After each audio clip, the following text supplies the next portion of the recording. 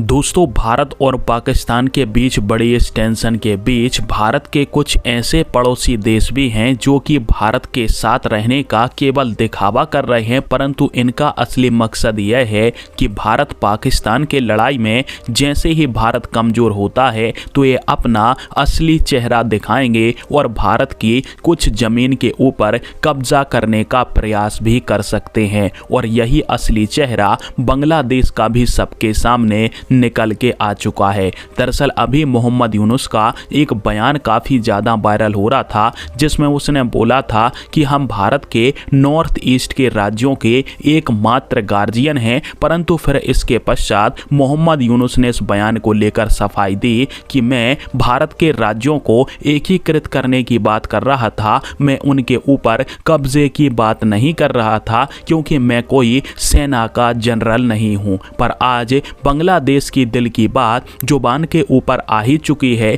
क्योंकि बांग्लादेश का एक बहुत बड़ा ऑफिसर भारत की जमीन के ऊपर कब्जा करने की बात कर रहा है। और उसके ऊपर आप सभी आर्टिकल पढ़ सकते हो। यह आर्टिकल मात्र 10 घंटे पहले का है, जहां पर बांग्लादेश का एक एक्स आर्मी ऑफिसर जो कि इस समय मोहम्मद यूनुस की सरकार में एक बहुत ही बड़ी पोस्ट के ऊपर है। मोहम्मद यूनुस ने जो नरसंहार का ब्यूरो बनाया है, यह उसका चीफ है। उसकी तरफ से अभी धमकी दी जाती है कि यदि भारत की तरफ से पाकिस्तान के ऊपर हमला किया जाता है तो यह बांग्लादेश के लिए बहुत ही बड़ा मौका है, सुनहरा मौका है कि हम चाइना के साथ मिलकर भारत के नॉर्थ ईस्ट के 7 राज्यों के ऊपर कब्जा कर लें। और इसका नाम है फजलुर रहमान, जो कि एक्स आर्मी ऑफिसर है बांग्लादेश का। दोस्तों, जैसा कि मैंने आप सभी को 22 अप्रैल को हुए पहलगाम हमले के पश्चात बांग्लादेश और दुनिया भर के रिएक्शन वाले वीडियो के अंदर बताया था कि किस प्रकार से बांग्लादेश की सरकार